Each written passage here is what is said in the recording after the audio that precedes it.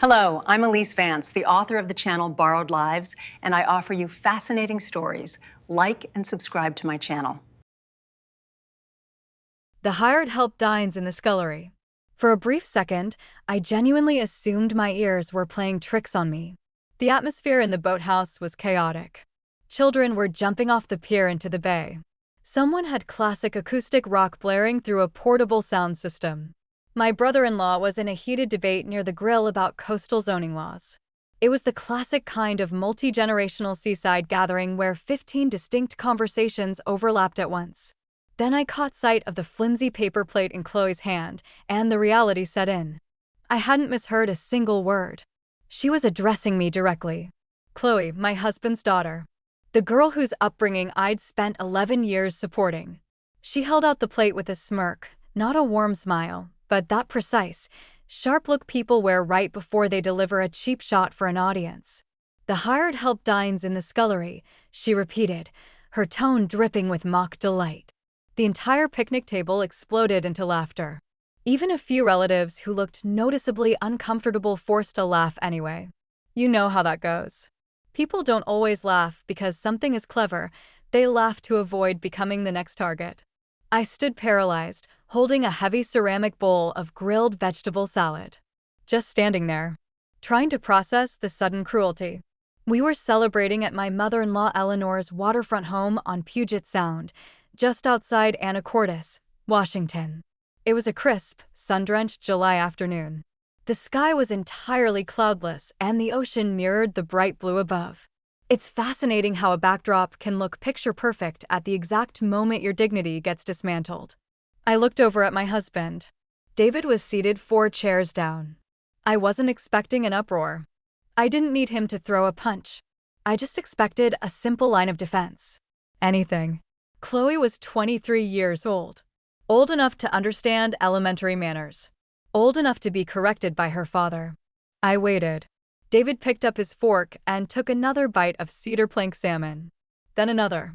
He never even lifted his eyes from his plate. That silence cut deeper than Chloe's insult. Far deeper. Because Chloe wasn't the person who had stood at an altar and pledged to honor me. David was. The laughter gradually died down. The hum of casual banter resumed. People grabbed fresh sparkling waters. Someone brought up crab fishing schedules. Just like that. As if a human being hadn't just been deliberately humiliated in front of 20 relatives. As if I weren't standing there feeling smaller than I had in a decade. To give you a bit of context, my name is Rachel Vance. I'm 46 years old. My professional background is in logistics management and supply chain operations. 11 years ago, I married David after a steady 2-year relationship. When we first met, Chloe was 12. She had lost her mother to illness when she was 9. Those early years were tough. She was carrying deep grief, resentment, and confusion. I got it. I never pushed to replace her mom. Instead, I stayed in my lane and showed up, packed her school lunches, drove her to rowing practice, tutored her through algebra, stayed awake during high fives and high fevers alike, funded art seminars, listened to her late-night heartbreaks. I wasn't flawless, but for 11 straight years, I proved my loyalty. And now, apparently, I was reduced to the help. I set the heavy salad bowl down on the picnic table. My appetite vanished instantly. I grabbed my leather tote bag from the back of my bench seat. That's when Eleanor noticed. My mother-in-law had always treated me like a long-term house guest who had overstayed her welcome. Never overtly toxic, just coolly dismissive. Death by 1,000 subtle microaggressions. "Oh, here we go," she announced to the table, her voice easily cutting through the noise. Several relatives turned around. Always making a scene. I felt every gaze shift toward me. I should have turned on my heel and walked out instantly. Instead, I committed one final act of foolish optimism. I looked at David again. I was still hoping for a sign, giving him one last opportunity to act like a partner. He finally glanced up. For a fraction of a second, our eyes locked. Then he shrugged. A casual, indifferent lift of his shoulders, as if the entire situation were trivial. Eleanor pointed toward my empty spot at the bench. "Sit back down and apologize for disrupting lunch, or just leave." Apologize. The word echoed in my head like nonsense. Apologize for what? For being publicly degraded? For having boundaries? For failing to find joy in my own disrespect? No one else looked conflicted. No one spoke up. Chloe smirked into her drink. David looked back down at his salmon. And right there, something inside me quietly snapped. Not loud, not chaotic. Just a clean, final snap, like an overstressed cable giving way after years of tension. I gave a single, quiet nod.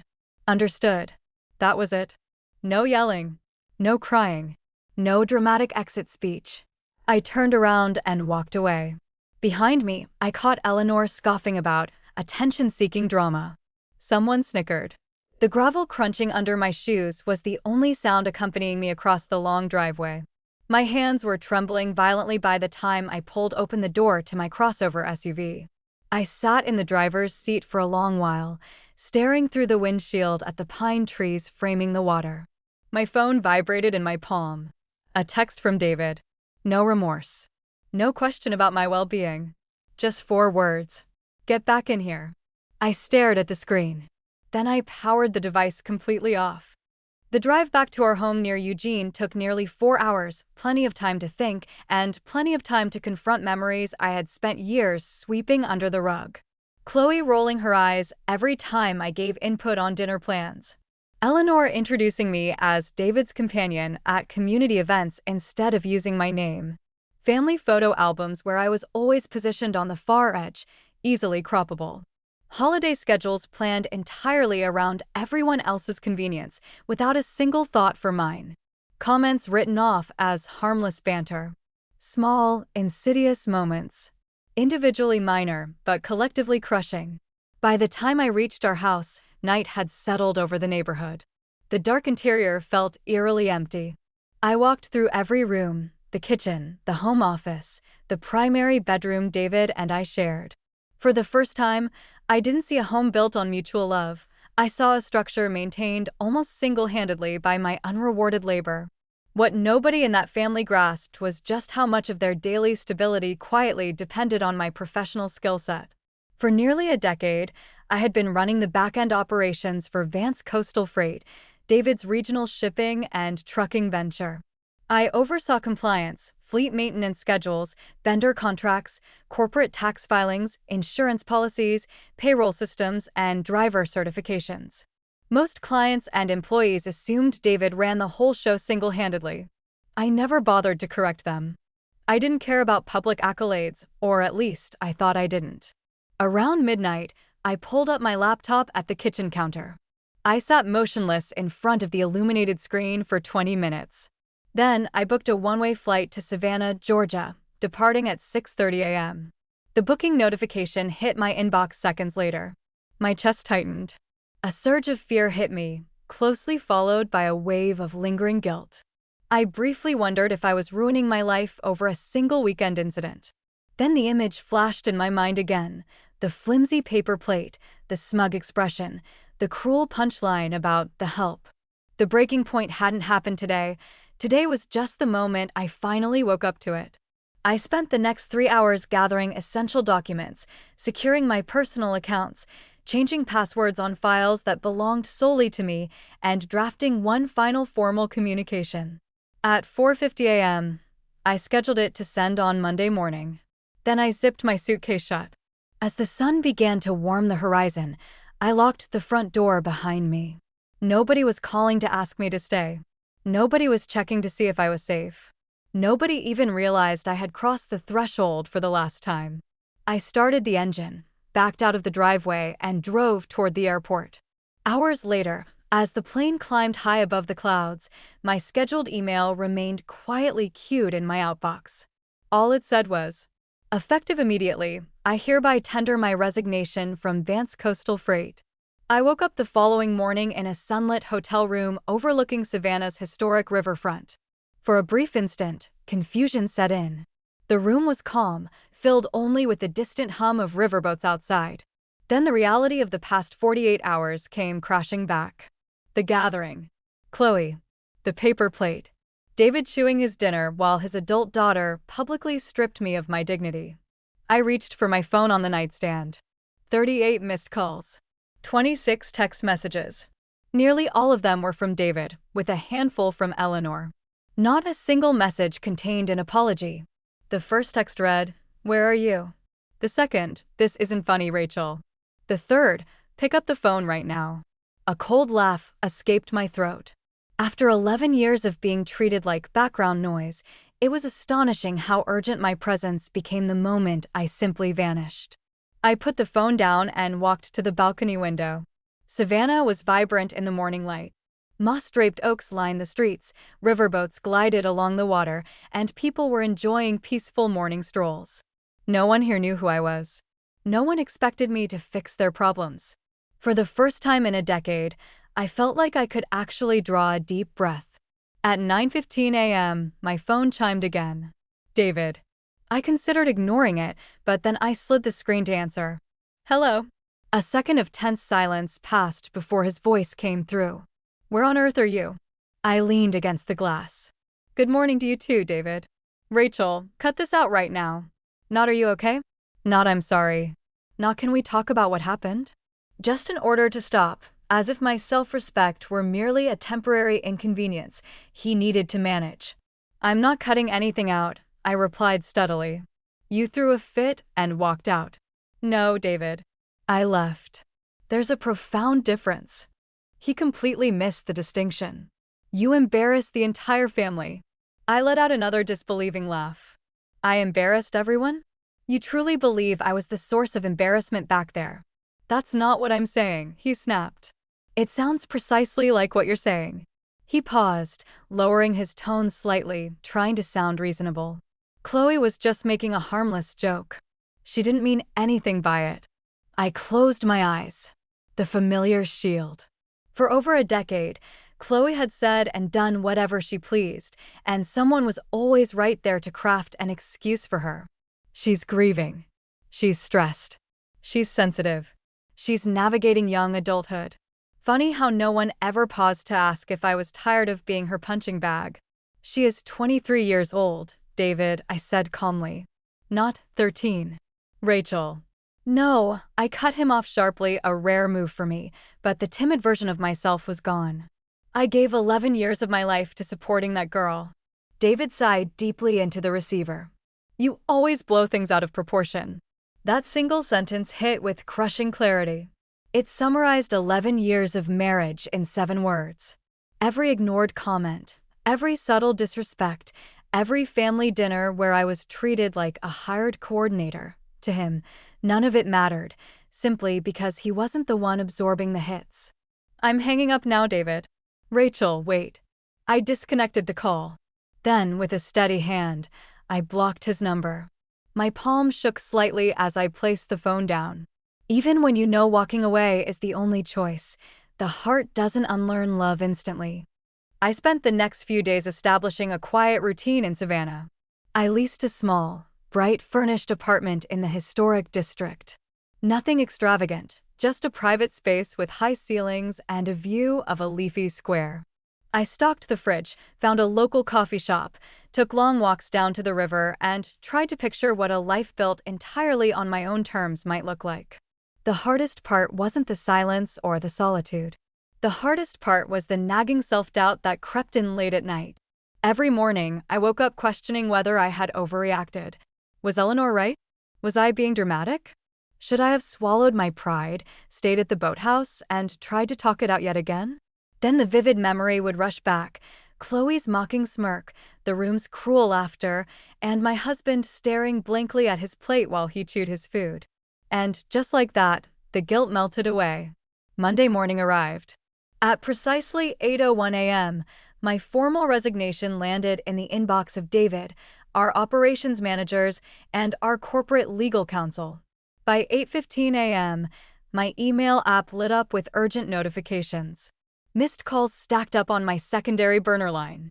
The tone of the messages had shifted overnight from annoyance to absolute panic.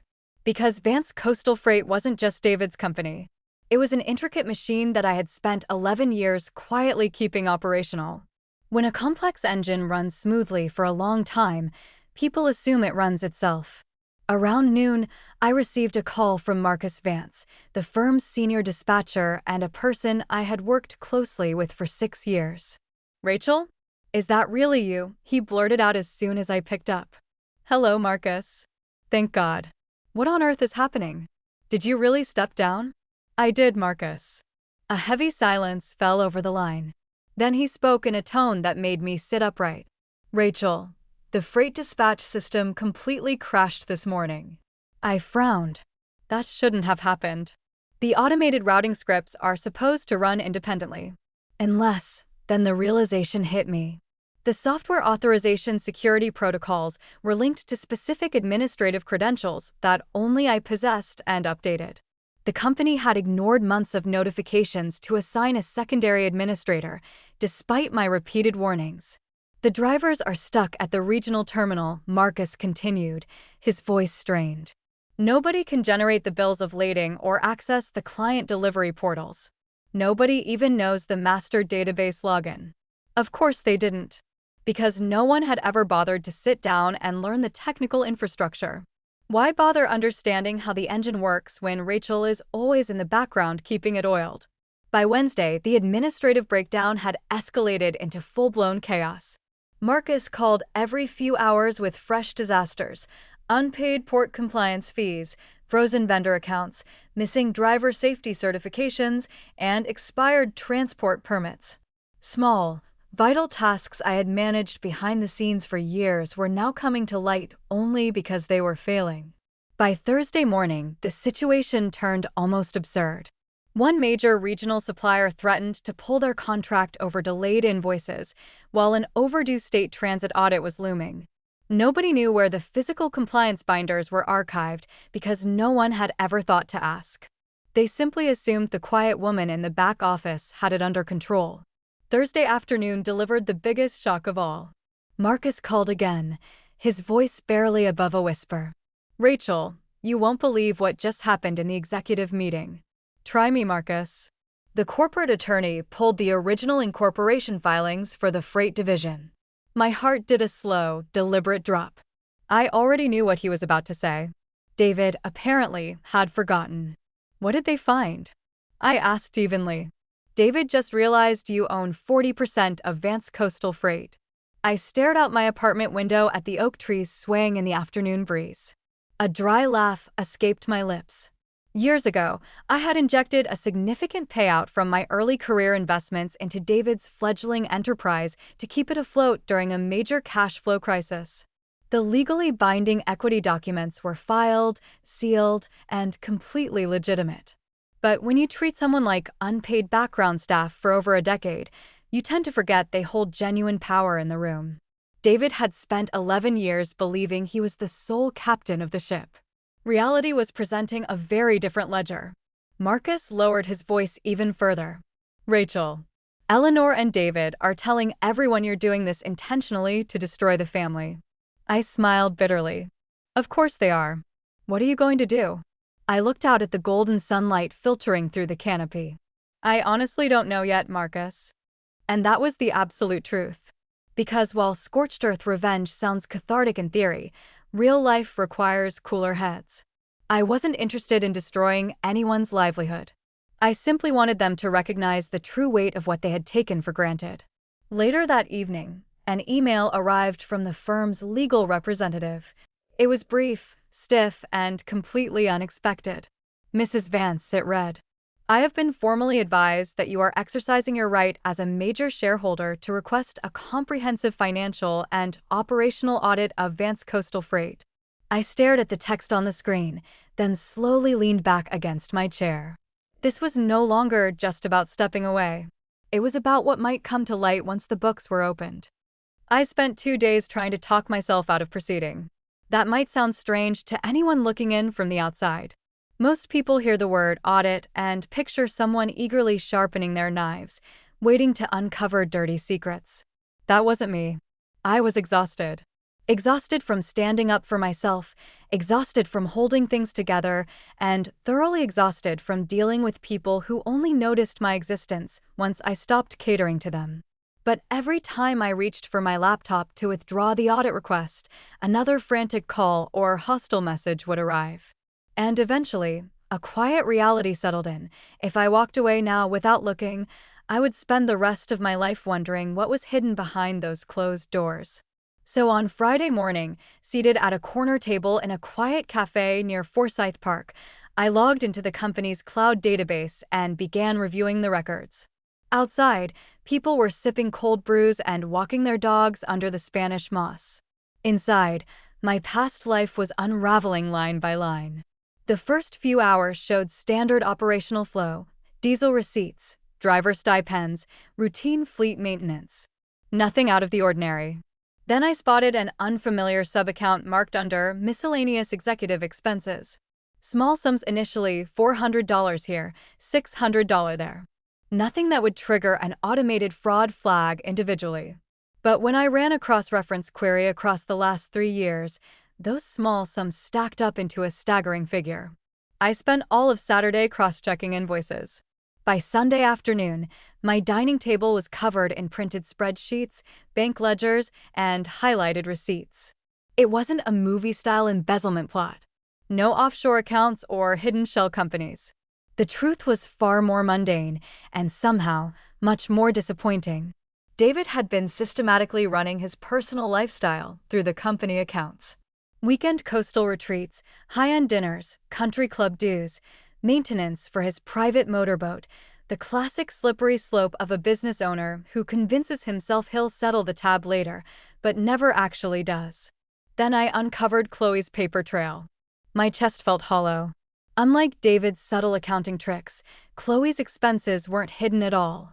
They were simply dumped into broad operational categories that no one ever audited: personal auto lease payments, luxury retail charges, apartment security deposits, and even a significant chunk of a week-long resort getaway to Cabo with her friends.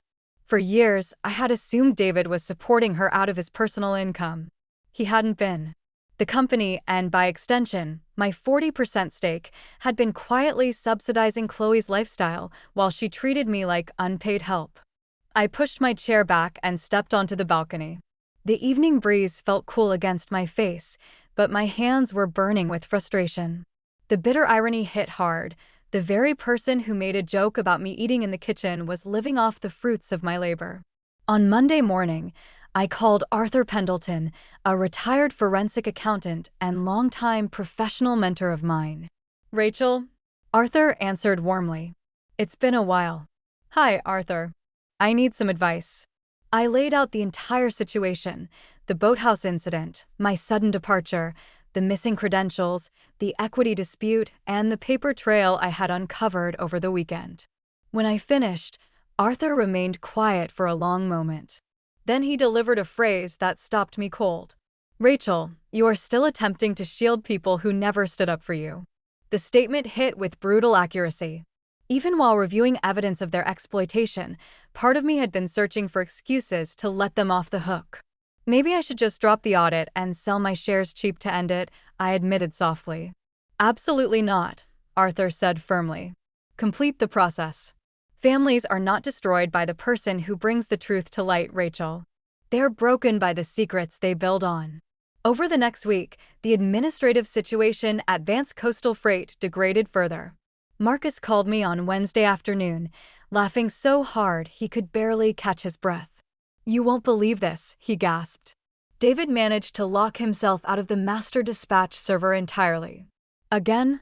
He's been on hold with technical support for 4 hours, claiming the software is broken. I couldn't help a genuine laugh. The same man who used to dismiss my work as just clicking buttons was now completely paralyzed by a simple login interface. Then Marcus's tone softened. "The team really misses you, Rachel. One of the senior mechanics asked me to tell you that the shop hasn't run right since you left." Simple words, but after years of being made to feel invisible, they meant more than he could know. By the end of the second week, the independent auditors delivered their preliminary report to my inbox. Page after page confirmed my findings: years of sloppy bookkeeping, improper personal write-offs, compliance oversights, and unverified distributions. And because I had built the company's digital archive system myself years ago, every single transaction carried an unalterable digital timestamp and authorization log. They couldn't shift the blame. They couldn't rewrite history. The records were bulletproof. That evening, the corporate attorney called my cell. His voice was no longer arrogant, it was entirely devoid of leverage. "Mrs. Vance, we are convening an emergency board and shareholder assembly." "When?" I asked, calm as ever. "2 weeks from today. In person." I looked out at the Savannah harbor lights sparkling across the dark water. "Who requested the formal assembly?" A brief pause answered me before he spoke. "You did." The 2-week waiting period felt like an eternity, yet it moved far too quickly. Flying back to Oregon wasn't something I looked forward to. I wasn't afraid of the accounting ledgers. Numbers are honest, cold, and incapable of lying. It was the human element that made my stomach knot. People backed into a corner rarely react with grace. They rewrite history, play the victim, and project their own shame onto anyone standing nearby. The mandatory shareholder assembly was set for Thursday morning at a hotel conference facility in downtown Eugene. By 8:30 a.m., the lobby was already brimming with activity. Fleet managers, primary dispatchers, minority investors, legal teams, and regional logistics partners were scattered across the room. Vance Coastal Freight wasn't a massive multinational corporation, but over 11 years, it had grown to support nearly 90 families. That reality weighed heavily on me. I had no interest in seeing innocent employees suffer collateral damage from David's hubris.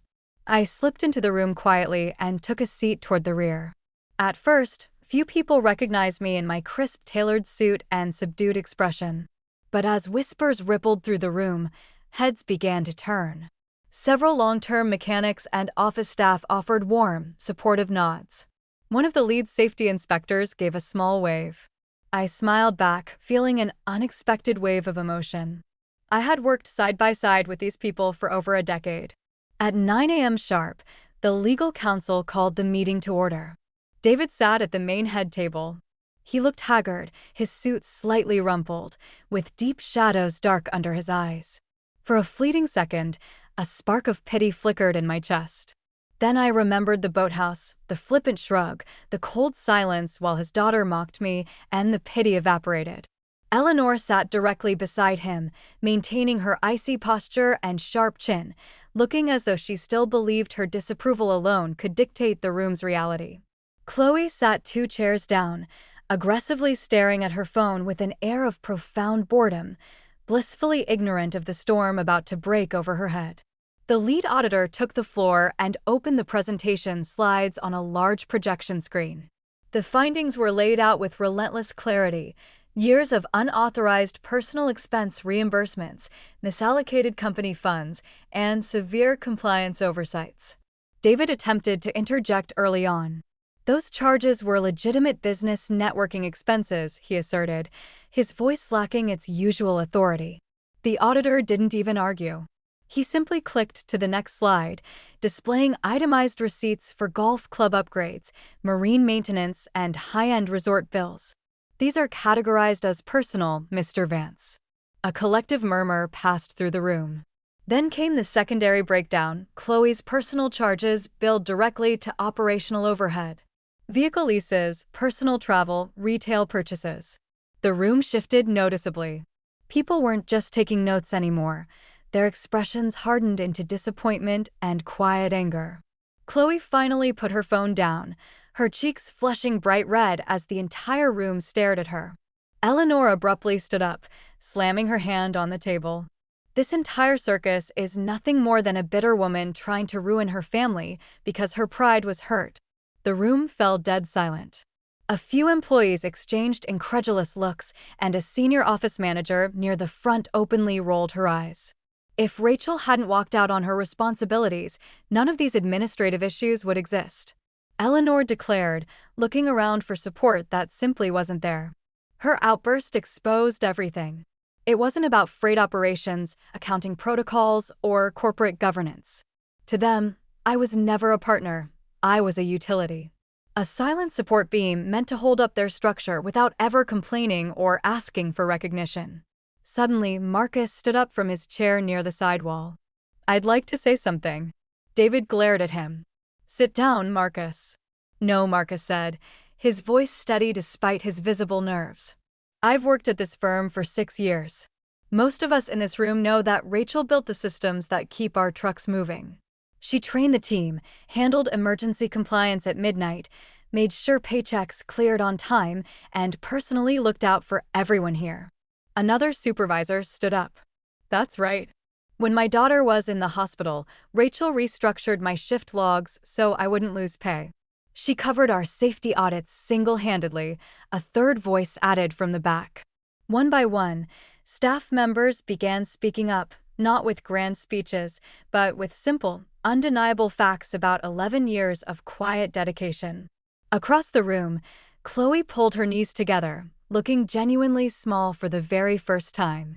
The corporate attorney cleared his throat, breaking the heavy tension.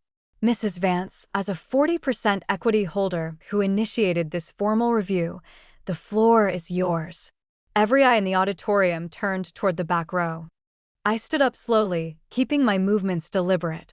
My heart was pounding against my ribs like a trapped bird, but I kept my face entirely neutral. The walk down the center aisle to the podium felt endless, every eye tracking my progress. When I reached the microphone, I didn't open a folder or look at notes. I simply looked out across the audience, at the hardworking mechanics, the dispatchers, the legal advisors, and finally, at the table where David, Eleanor, and Chloe sat. I didn't step away from this company because of an accounting error or a financial disagreement. I began, my voice echoing clearly through the speaker system. The room was so quiet you could hear the air conditioning unit humming in the ceiling. I left because after 11 years of devotion, I finally saw the absolute lack of respect held for me in my own marriage and home.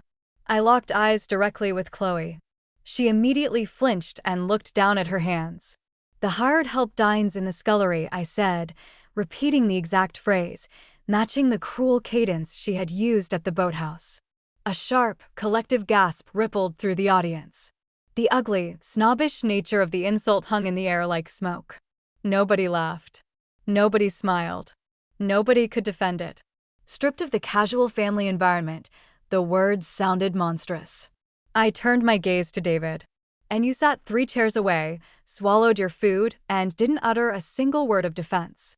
David couldn't hold my glance. He stared blankly at the wood grain of the head table, his neck turning blotchy and red. I looked at Eleanor. "And you demanded that I apologize for being insulted." Eleanor opened her mouth as if to unleash a retort, but no sound came out. For the first time since I had met her, she was completely speechless.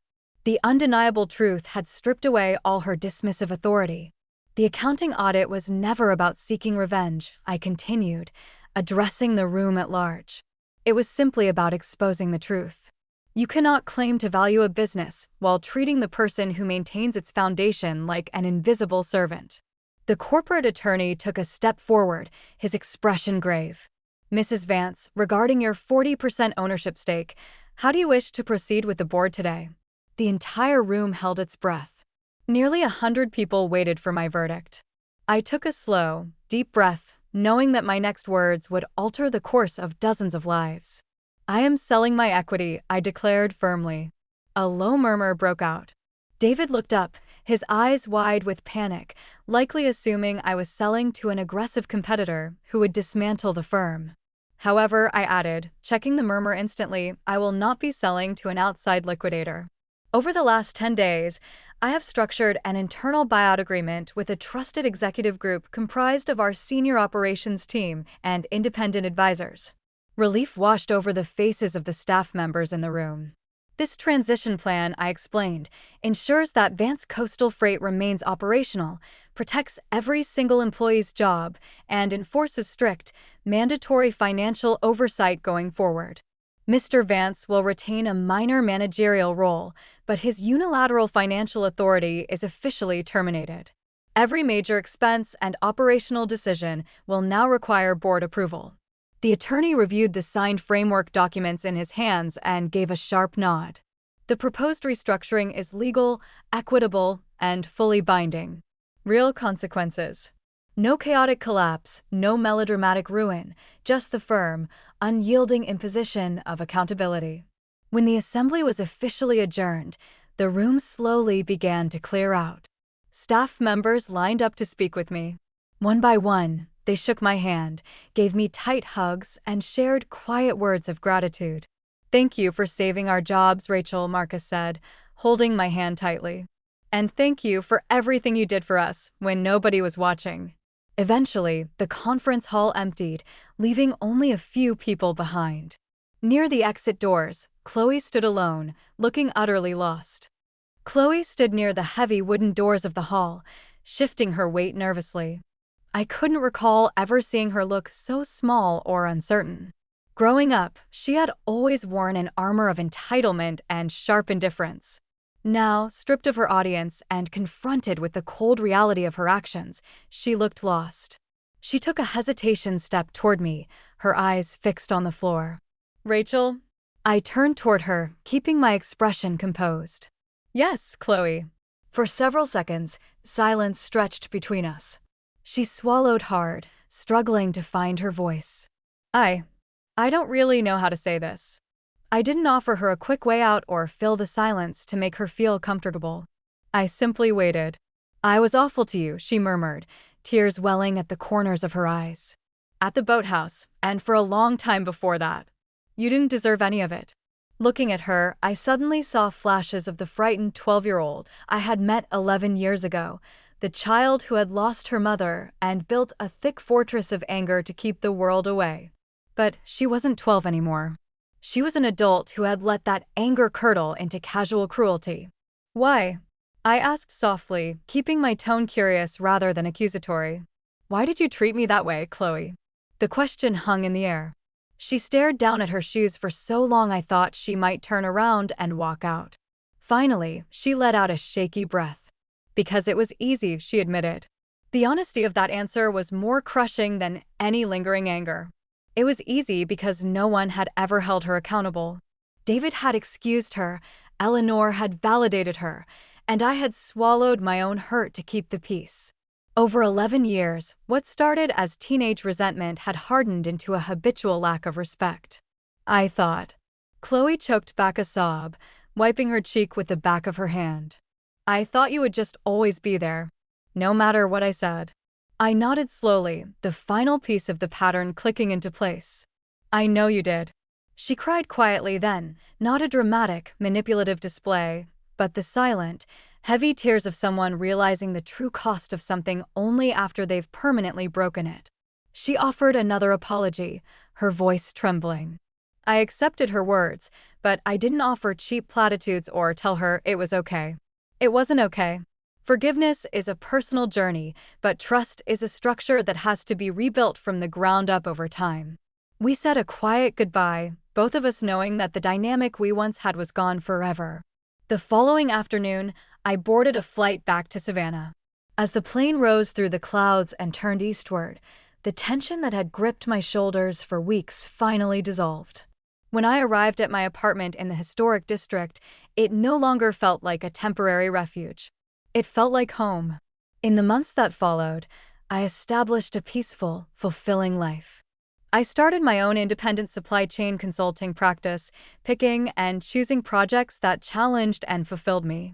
I spent my mornings walking through leafy squares, volunteered with a local youth literacy foundation, and spent weekends exploring the coastal waterways. David wrote me letters, actual handwritten letters sent via certified mail. Some were defensive, some were filled with grief, but eventually, they became honest. He acknowledged his cowardice, his neglect, and the immense burden I had carried for his family while receiving nothing but disrespect in return. I replied to a few of them briefly and cordially. But I didn't return to Oregon. For the first time in my life, I wasn't rushing to fix someone else's broken house at the expense of my own sanity. Looking back now, people sometimes ask if I regret walking away from a life and a business I spent over a decade building. The answer is an unshakable no.